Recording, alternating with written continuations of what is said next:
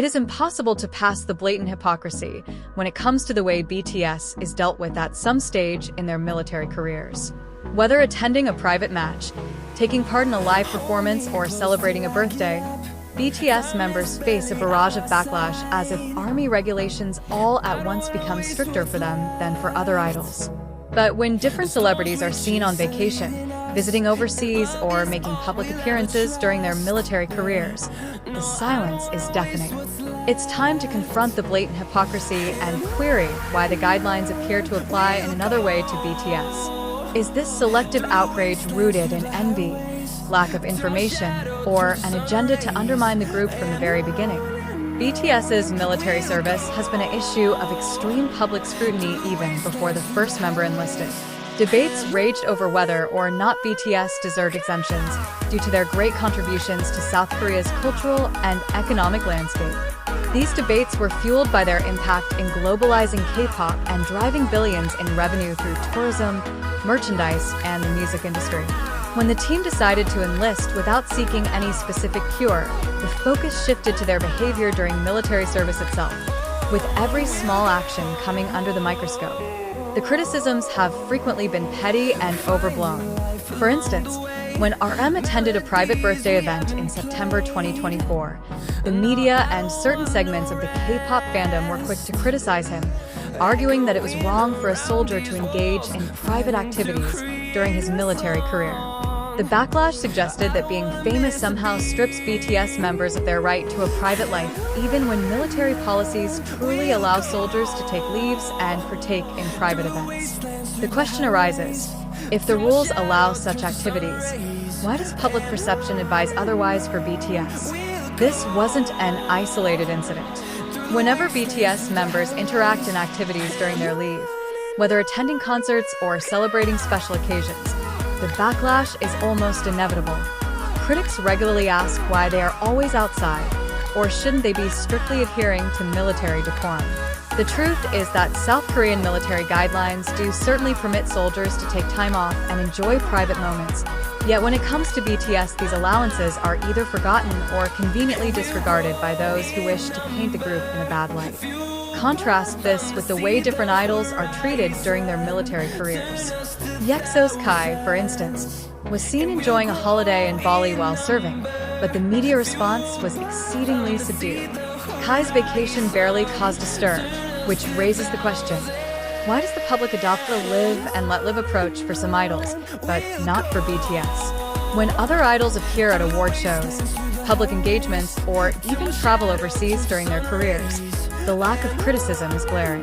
This disparity shows a troubling double standard, revealing that the backlash directed at BTS is rooted not in a concern for military decorum but in bias against the group, even past the realm of K-pop. South Korean athletes who compete in global competitions such as the Olympics are often celebrated for their achievements and sometimes granted military exemptions, despite the fact that BTS has made equally significant cultural contributions, including speaking at the United Nations and promoting South Korea's image on a global scale. Any suggestion of an exemption for them was rapidly shut down. This shows an underlying societal bias that seems to place a higher value on athletic achievements than cultural contributions, despite the fact that BTS has driven billions of dollars in economic impact. The argument against BTS often revolves around the fear of special treatment or favoritism, with detractors suggesting that any leniency shown towards the group would be unfair to others. Alternatively, this argument falls flat when confronted with the truth. South Korea's military service policies already permit soldiers to take leaves, visit family, and engage in private activities. These allowances are not considered special treatment, but are general policy designed to maintain morale and prevent soldiers from becoming disconnected from their daily lives. The idea that BTS is receiving exclusive privileges certainly by following the same regulations as other soldiers is a narrative driven by those who wish to see the group humbled. This mindset is rooted in a desire to use military service as a form of punishment, as if BTS's fame requires them to endure harsher conditions than others. In fact, the backlash is not about military regulations at all. It is about the public's perception of how famous people should conduct themselves during service. For some, The very idea of BTS maintaining any semblance of normalcy while serving in the army is seen as a betrayal of national duty, revealing a deep-seated bias towards pop culture figures. The double standard becomes even more obvious when considering the contributions BTS has made to South Korea as cultural icons. BTS has not only raised the profile of K-pop but also played a key role in enhancing South Korea's global image. Their speeches at international forums like the United Nations and their cultural diplomacy efforts have cemented them as valued cultural assets to the nation. Economically, BTS has driven billions in revenue through music sales, tourism, and merchandise, notably contributing to the national GDP. This economic and cultural impact cannot be ignored when discussing military service exemptions or leniency. South Korean athletes who attain international success are granted exemptions because their achievements are viewed as a source of national pride. Why then are cultural contributions treated differently? Why is the economic impact generated by BTS, which far surpasses that of some exempted athletes, ignored in these discussions? The disparity reflects a cultural bias that continues to undervalue the arts compared to other types of national achievement. There is an uncomfortable reality behind the selective outrage directed at BTS.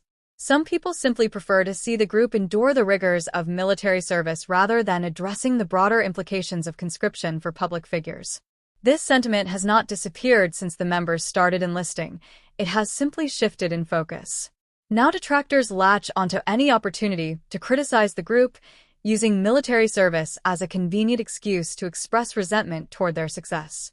The notion that BTS could continue to thrive even while fulfilling their military obligations seems to offend some people. The scrutiny surrounding their military careers suggests a wish not for justice, but for a spectacle of punishment, as if BTS's fame necessitates a greater degree of suffering than other soldiers. This mindset not only undermines principles of fairness, but also reveals deeper feelings of cultural unease with the concept of successful pop culture figures continuing to experience aspects of a normal life while serving. If society is going to critique soldiers for using their leave or attending events during military service, this critique must be applied uniformly across all individuals. There should not be one set of rules for BTS and another for everyone else. It is unfair to subject the group to stricter scrutiny purely because of their fame.